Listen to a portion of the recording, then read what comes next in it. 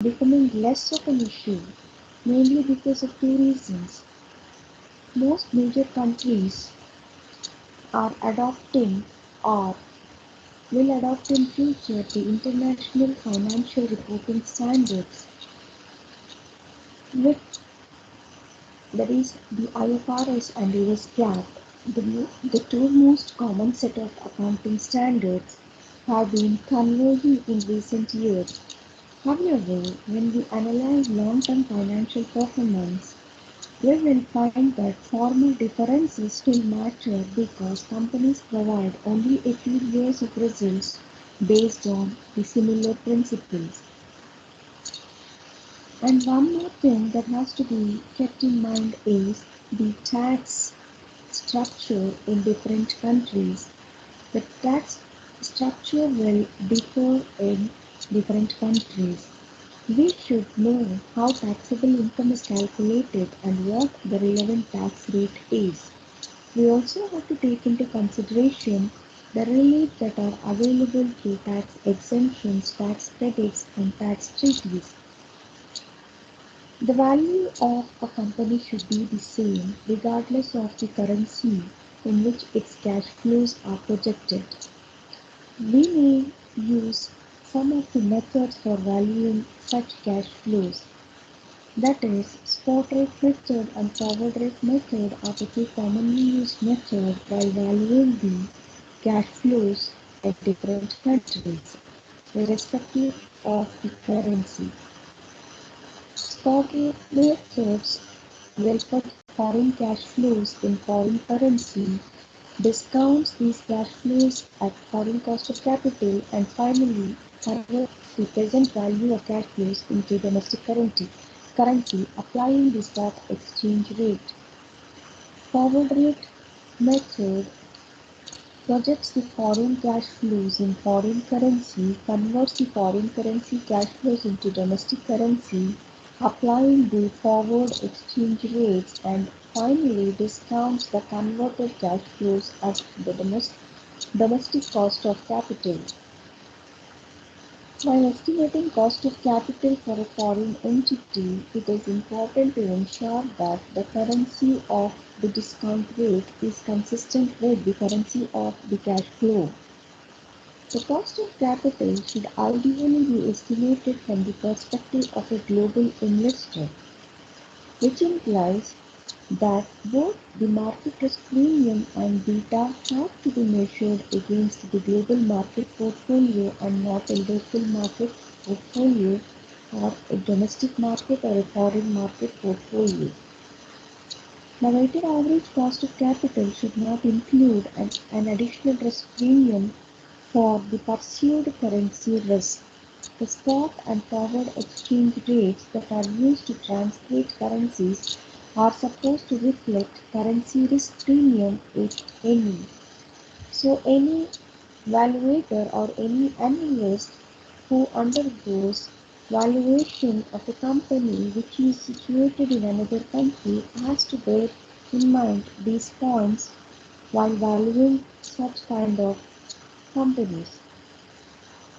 When considering valuation in emerging markets, few points have to be kept in mind, like the emerging economies like Asia and South America are expected to register strong growth over the coming decades.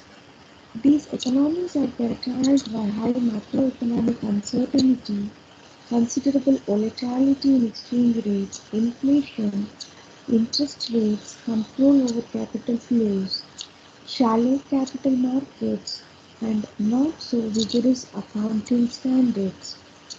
It also characterized with inadequate disclosures and high political risk. And still, there is no consensus on how to address these challenges. Practitioners use different methods and often make subjective judgment based on intuition and the limited evidences. In applying the framework of DCF valuation to companies in emerging markets, we have to bear in mind the higher inflation and greater macroeconomic risk characterizing these markets. So we will discuss in detail about the considerations and guidelines that seems to be helpful in valuing companies in emerging markets. So while valuing a private companies, as all of us know, most of the private companies are still in the startup stage or still in the initial stage with negative cash flows. They are expected to evolve rapidly, hence getting a handle over their forecast free cash flows is very difficult. For most private companies, the number of years for which past information is available is limited, and the quality of this information is less reliable than the public limited companies. Since most of the private companies are unlisted, the stock price data is unavailable, and hence it is difficult to estimate the equity beta which is required for computing the cost of capital. Shareholders of a private company do not have a diversified portfolio. They expect a premium for bearing unsystematic risk. Hence, CAPM underestimates the real cost of equity for such firms. So when valuing private companies, the difficulties that are encountered have to be kept in mind and make the considerations of these difficulties in valuing private companies. While making an initial, that is, while fixing the prices of initial public offerings, which means to say that is, when shares of a company are offered for sale for the first time in the public market, the process of offering those shares is called as initial public offering or IPO. In the pricing of IPOs, the market comparables approach plays an important role. The process begins with the lead manager, who is called as a banker, lead merchant banker, who manages the IPO process, establishes a range of prices in consultation with the company, which is based on comparable valuation analysis using valuation ratios like EV to EBITDA ratio, price to book value ratio, price to earnings ratio, and so on. Once the price range is fixed, the company uses the mechanism of book building, which involves inviting subscriptions from potential investors, wherein they are asked to indicate how much they are willing to buy and at what price.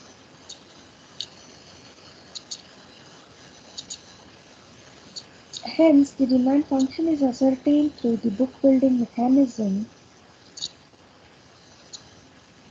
The merchant banker and the company executives will finalize the initial offering price.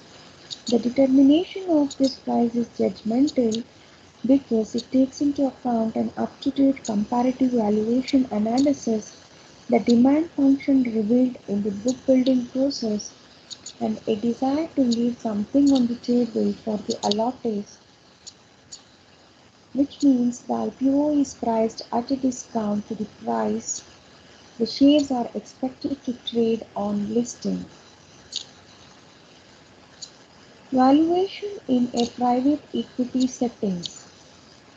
What is private equity? Private equity has become an integral part of financial services industry globally in the last 2 decades, and top private equity funds have established an impressive track record. In the past 2 to 3 decades, a paradigm shift has been happened in the investment model. Partnership and mutual dependence has become the core of the relationship between private equity investors and investee companies. Large private equity firms have the experience, organization, processes, and risk appetite to evaluate and close investment deals. This is the only class of investors who have the ability, track record, and willingness to add value without any ultimate control desires. Even in India, in recent years, it has witnessed a surge of private equity investment. What is the reason of this growth? On the demand side, high-growth firms have found private equity to be an attractive form of capital. Also, it has been found tremendous success in firms like Bharati, which has depended on private equity and demonstrated that private equity is long-term dependable and value-enhancing through its strategic contributions.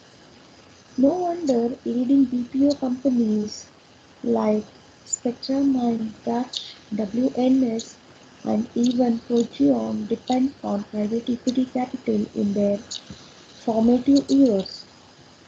And on the supply side, Western pension funds and other institutions have been looking for alternative investment avenues to earn a higher return so that they can meet their obligations. The search for higher returns has brought them to a well-performing emerging market like India, which has become an attractive global investment destination. So, in modern days and in recent years, private equity investment is is becoming popular, and hence private equity investors value the companies, that is the investee companies, in a different way. What is the valuation or what is the procedure for valuing private equity investment? Private equity investors, they participate in the equity of investee companies. They hold the investment for few years before they liquidate the investment. Their returns are from liquidating their investments, and they expect negligible dividends during the holding period of their investments. The procedure that is used by the PE investors in valuing the investee company and structuring the deal involves steps like establishing the rate of return that the PE expects to realize from the investment, which is called as KPE. The private equity required rate of return is used to determine the rupee value the PE hopes to realize at the end of its planned holding period, which is called as H years and which is usually 4 to 7 years. The private equity estimates the value of the firm's equity at the end of year H, and it applies multiple to the firm's projected EBITDA for year H. The PE determines the ownership share that is needed to generate its required rate of return by using the equation ownership share is equal to required value of PE investment at the end of the holding period by estimated equity value at the end of the holding period. Apart from looking at the value of the firm at the future date when the PE plans to exit, it also estimates the current value of business in which it invests. This implied current value of the entity of the firm is reflected in something called as post-money investment value. So it also is interested in knowing the pre-money investment value, which is the another term used by PE investors, which is simply the difference between the post-money investment value and the funding provided by the PE firm. Most of the companies even today follow CCI guidelines, which is the guidelines issued by the Office of the Controller of Capital Issues. under the Capital Issues Act 1947, which were in popularity for all public issues till the Act was repealed in 1992 and the office of CCI abolished. So according to CCI guidelines, the fair value of the company shares is computed as the arithmetic average of the values obtained by the net asset value and the profit earning capacity value methods, which will be discussed in detail in our lecture classes. So next section of the unit is loose ends in valuation. There are certain concepts of valuation which are generally glossed over,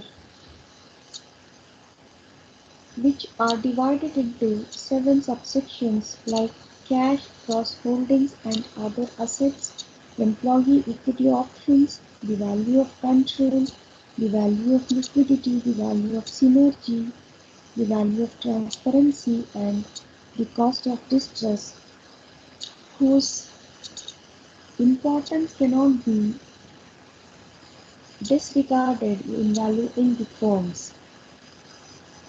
Cash cross-holdings and other assets. How the cash cross-holdings and other assets has to be considered while valuing a company is of paramount importance. Most firms have some non-operating assets on their balance sheets, like cash, near cash investments, equities and bonds in other firms, and other non-operating assets. So the cash has to be divided into wasting cash and non-wasting cash, and the non-wasting cash has to be taken into consideration while valuing the business firms. Apart from holding cash and near cash investments, firm also holds equities and bonds of other firms. These investments are made to earn a higher return or to serve a strategic purpose. The simplest approach for dealing with such investments is to obtain or estimate its current market value and add the same to the value of operating assets. How the non-operating assets have to be considered while valuing a firm. Non-operating assets, that is the firm's unutilized assets like a closed factory or an unused land. Such unutilized assets has to be identified, which are called as other operating assets, other non-operating assets, and estimate their market value, and we should add up the same to the value of the operating assets in order to arrive at the value of the firm. Employee equity options. In recent years, employee stock option plans have become popular, particularly in technological firms. These plans are supposed to align the interest of the managers with the shareholders to conserve cash and improve employee retention.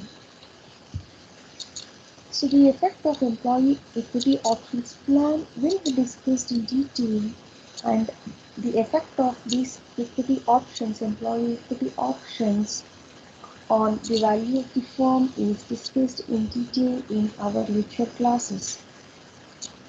The value of control. What is value of control? So how the value of control has to be valued? When we value the company, we have a choice.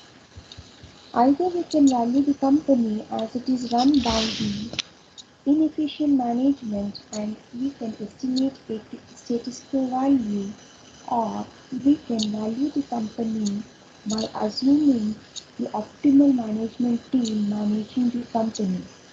So the difference between this optimal value and the value when a company is managed by an inefficient management is regarded as the value of control.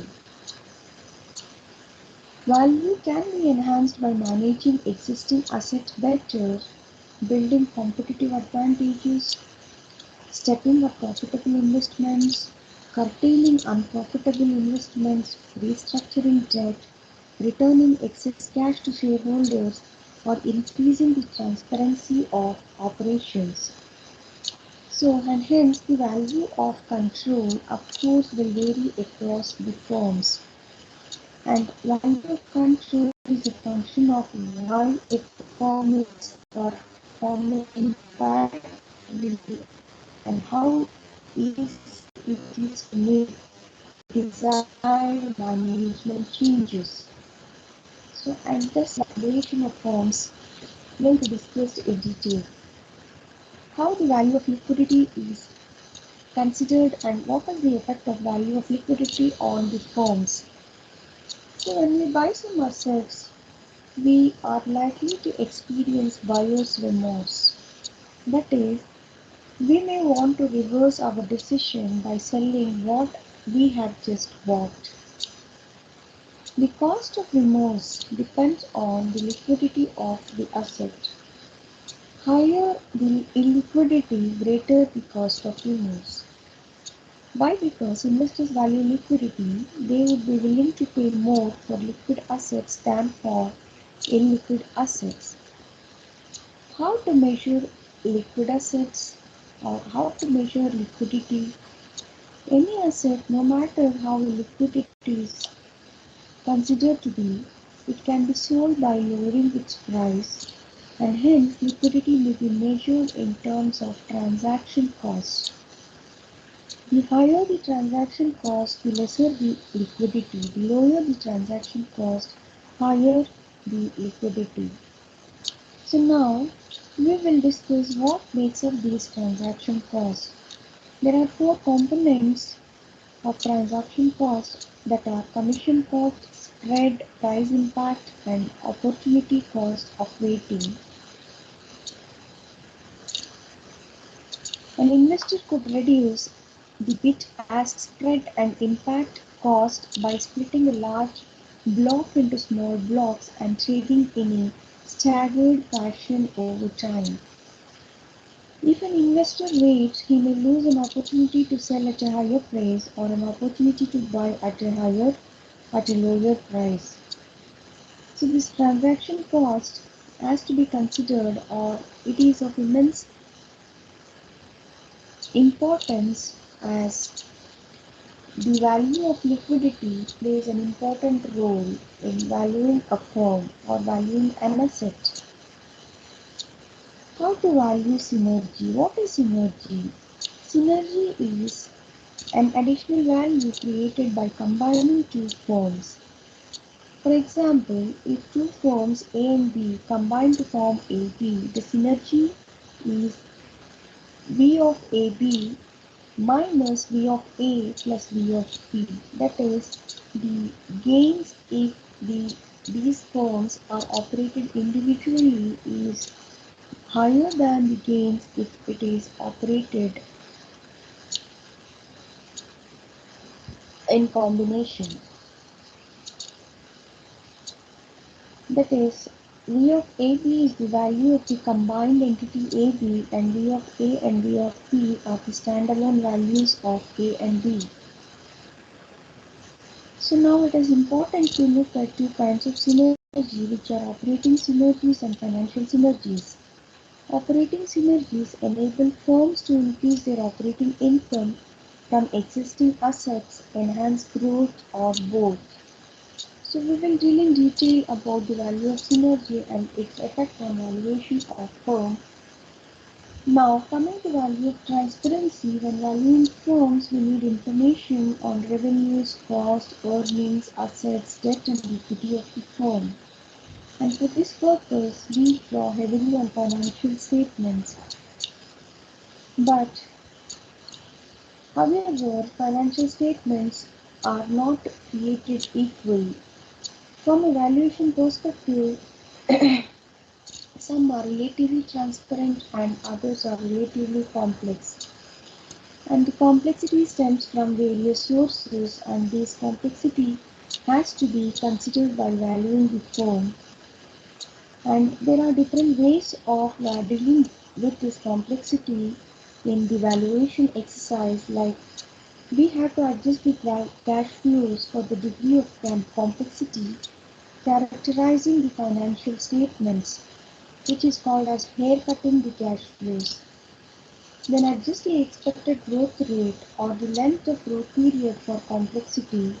Adjust the discount rate, that is cost of capital, to complexity, and apply a complexity discount to value to the value of the company, that is the value that is being arrived about the company at using unadjusted cash flows, growth rates, and discount rates.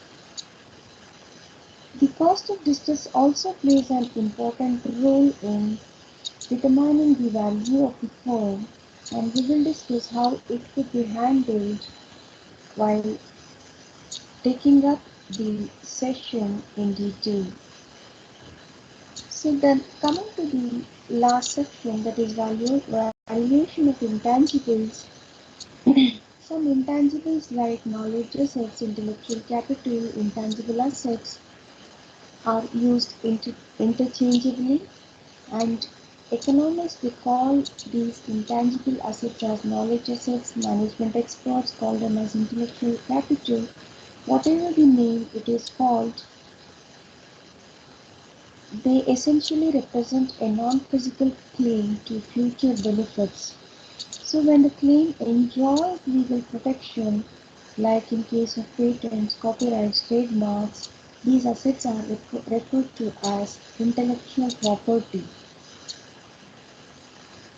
So there are different types of intangible assets like patents, trademarks, copyrights, licenses, franchises, and brands, and we will look at in detail how these intangibles are considered while valuing the assets or valuing the company, the importance of intangible assets, and what are the do's and don'ts that are to be considered while valuing the assets, or while valuing the organizations or companies that has intangible assets, significant intangible assets. So we will discuss all these things in detail in our upcoming sessions. Thank you.